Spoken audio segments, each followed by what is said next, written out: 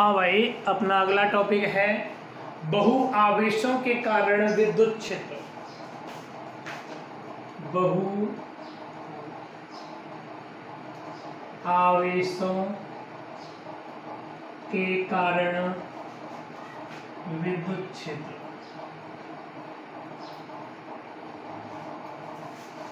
Electric field due to so many electric charge. बहु आवेशों के कारण विद्युत क्षेत्र। ठीक, बहु मतलब बहुत सारे आवेशों का कोई निकाय है। ठीक, उन आवेशों के निकाय के कारण किसी बिंदु पर विद्युत क्षेत्र देखना है। ठीक है बेटा, चलो मैं मान लेता हूं, माना कोई त्रिविमीय निर्देश तंत्र एक्स वाई जेड स्थित है। कोई त्रिविमीय निर्देश तंत्र हो गया जिसमें बहुत सारे आवेश, जिसमें n आवेश क्रम से Q1 Q2 Q3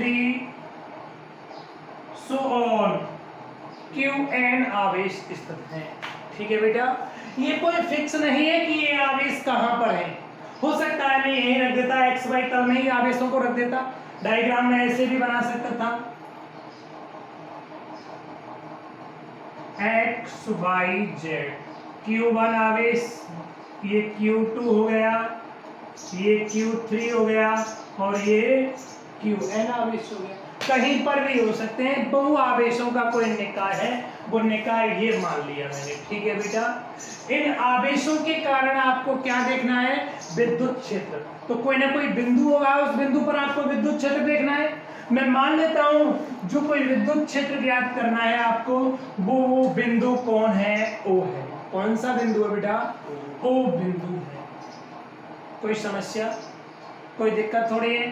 चलें आगे, चलें। देखो यहां तक की बात को मैं, और देखो इस बिंदु O से इस Q1 आवेश की जो कोई दूरी होगी, वो दूरी में क्या मान लेता हूं, R है। अगर इसकी स्थिति सदिश के रूप में देखना चाहूं तो इसकी सदिश क्या होगा, R1 वेक्टर, इसका R2 वेक्टर, इसका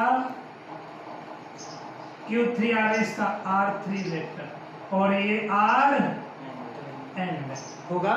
यहां तक की बात को मैं लैंग्वेज के रूप में बोलना चाहूं तो बेटा बोल सकता हूं, माना किसी त्रिविमीय निर्देश तंत्र एक्स वाई जेड में n आवेश क्रमशः Q1 Q2 so on Qn आवेश है स्थित है, जिनके मूल बिंदु के सापेक्ष स्थिति सदिश क्रमशः R1 vector, R2 vector, R3 vector so on Rn vector हैं। बोलो कोई समस्या।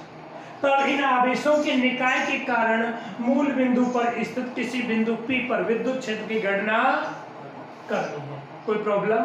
अब देखो, इस आवेश के कारण यहाँ विद्युत क्षेत्र, इसके कारण यहाँ, इसके कारण, इन समस्त आवेशों के कारण विद्युत क्षेत्र देखना है। देखेंगे आप। अब देखो बेटा, प्लस Q आवेश है, इस आवेश के कारण विद्युत क्षेत्र इस स्थान पर किधर होगा, बाहर की तरफ इधर होगा। ये जो कोई विद्युत क्षेत्र है, इस विद्युत क्षेत्र को मैं किससे बोल दूं, E1 से बोल दूं। E1 वेक्टर बेटा डायरेक्शन बोल दी मैंने। इस आवेश के कारण यहाँ विद्युत क्षेत्र किधर किधर होगा, ये होगा E। कुछ लोगों के क्रिएशन हो रहा होगा, ये डायरेक्शन कैसे आई बेटा, मैंने आपको बताया था, ये प्लस Q आवेश है। यहाँ अगर इस स्थान पर विद्युत क्षेत्र देखेंगे तो इन दोनों बिंदुओं को मिला दो और बाहर की तरफ विद्युत क्षेत्र आएगा, आएगा नहीं आएगा। अगर यहाँ विद्युत क्षेत्र देखेंगे, इन दोनों को मिला दो, बाहर की तरफ विद्युत क्षेत्र होगा, होगा नहीं होगा। यहाँ देखेंगे तो बिंदु को मिला दो, बाहर की तरफ होगा, होगा या नहीं होगा। ऐसे ही इसके कारण यहाँ विद्युत क्षेत्र देखना है तो दोनों को मिला दिया और बाहर की तरफ आएगा या नहीं आएगा, आया है ना। सेम प्रोसेस चल रहा है। चलो बेटा, इस आवेश के कारण यहाँ विद्युत क्षेत्र किधर होगा,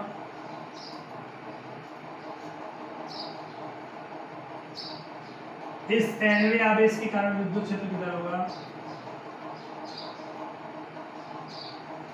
होगा या नहीं होगा। चले आगे। तो सबसे पहले Q1 आवेश के कारण बिंदुओं पर विद्युत क्षेत्र निकालता हूं। देखो Q1 आवेश के कारण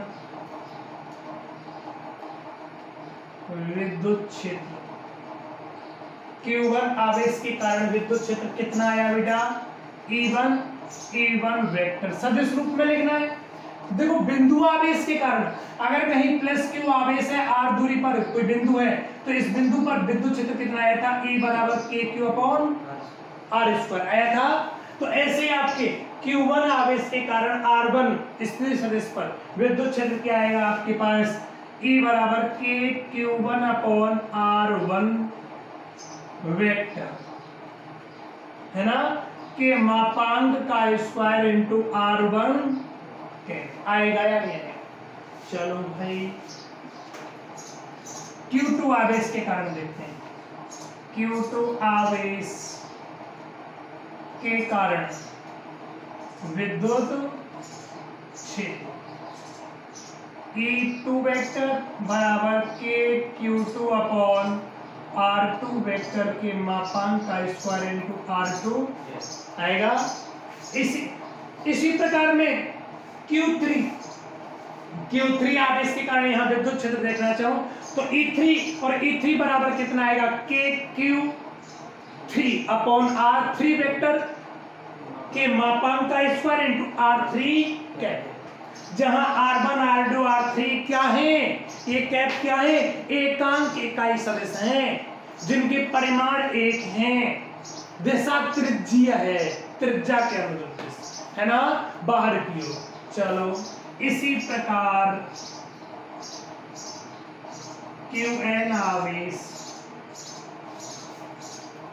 के कारण विद्युत क्षेत्र, ठीक है बेटा। चलो क्या आएगा? En वेक्टर बराबर KQn अपॉन Rn वेक्टर के मापांक का स्क्वायर इंटू Rn आएगा नहीं आएगा? बोलो कोई समस्या? चले आगे। अध्यारोपण का सिद्धांत लगा दो। अध्यारोपण के सिद्धांत से बिंदु O पर कुल विद्युत क्षेत्र की तीव्रता या परिणामी विद्युत क्षेत्र की तीव्रता देखें, तब बिंदु O पर परिणामी विद्युत क्षेत्र की क्या है? कौन से नियम से निकालेंगे? अध्यारोपण के सिद्धांत से। नियम नहीं है बेटा, अध्यारोपण के सिद्धांत से चले। अध्यारोपण का सिद्धांत क्या कहता है? टोटल कुल इलेक्ट्रिक फील्ड है समस्त अलग अलग इलेक्ट्रिक फील्डों के कुल योग के बराबर होगा। इट मीन आपके पास E वेक्टर बराबर E1 vector plus E2 vector plus so on En vector. बोलो कुछ समस्या? चलो E वेक्टर बराबर E1 का मान कितना है बेटा? KQ अपॉन R1 वेक्टर के मापांक का square into R1 plus KQ2 upon R2 vector के मापांक का स्क्वायर इंटू R2 के प्लस सो ऑन क्या आएगा? KQn अपॉन Rn के वेक्टर के मापांक का स्क्वायर इंटू Rn आएगा। कुछ कॉमन आ रहा है क्या? कॉमन आ रहा है क्या? K कॉमन आ रहा है। E वेक्टर बराबर K common Q1 upon R1 vector के मापांक का स्क्वायर इंटू R1 के plus Q2 upon R2 vector के मापांक का स्क्वायर इंटू R2 के plus so Qn upon Rn vector के मापांक का स्क्वायर इंटू Rn आएगा। बोलो कोई समस्या? चले आगे। इसको फाइनली मैं क्या लिख सकता हूं? देखो E वेक्टर बराबर Q1 upon R1 Q2 upon R2 Qn upon Rn सबका योग हो रहा है। योग के लिए मैं क्या यूज कर लूं? सिग्मा। मुझे कहीं याद आ रहा है सिग्मा का मतलब क्या होता है? योग। देखो Q I upon R I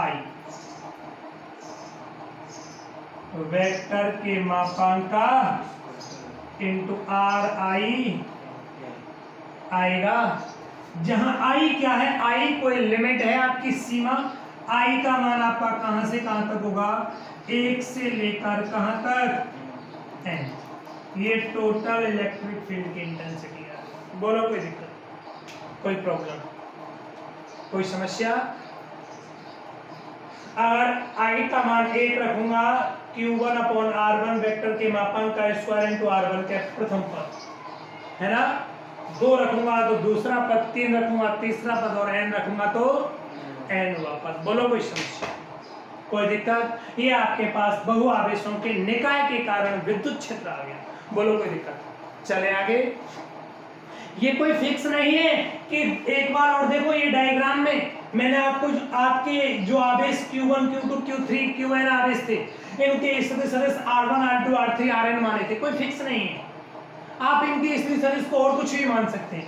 क्या मान सकते हैं? इसको मान सकते हैं R01, O से 1 तक, इसको R0, इसको R0, इसको R0 मान सकते हैं।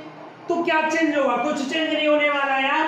E1 वेक्टर बराबर KQ/R01 इंटू R01 आएगा, यहाँ 2 आएगा तो R02 0 लग जाएंगे। क्या लग जाएंगे? लगेंगे, सब की जगह क्या आ जाएंगे बेटा, यहाँ 0, यहाँ 0, यहाँ 0, यहाँ 0, यहाँ 0, यहाँ 0, ऐसे यहाँ 0, प्रत्येक जगह क्या चलेगा? 0 चल जाएगा। फाइनली यहाँ क्या आ जाएगा? R0I, R0। क्या फर्क पड़ेगा? ये तो बेटा हमारे मानते हैं ना अपन लैंग्वेज में, माना कोई त्रिविमीय निर्देश तंत्र XYZ है जिसमें n आवेश Q1, Q2 so on Qn स्थित हैं, जिनके मूल बिंदु के सापेक्ष स्थिति सदिश क्रमश है R01 vector, R02 vector, R0। हम मान रहे हैं R01 वेक्टर मान रहे हैं, या R1 vector, R2 vector, R3 vector, Rn vector, क्या मान रहे हैं? जो हम माना में मानेंगे वही लैंग्वेज में आएगा, कोई फर्क नहीं पड़ता। मैंने तो ये आपको इसलिए बताया, अलग अलग बुक में किसी भी अलग अलग मेथड से किसी भी प्रकार आपको मिल सकता है, तो आप कंफ्यूज ना हो। कोई समस्या? खत्म।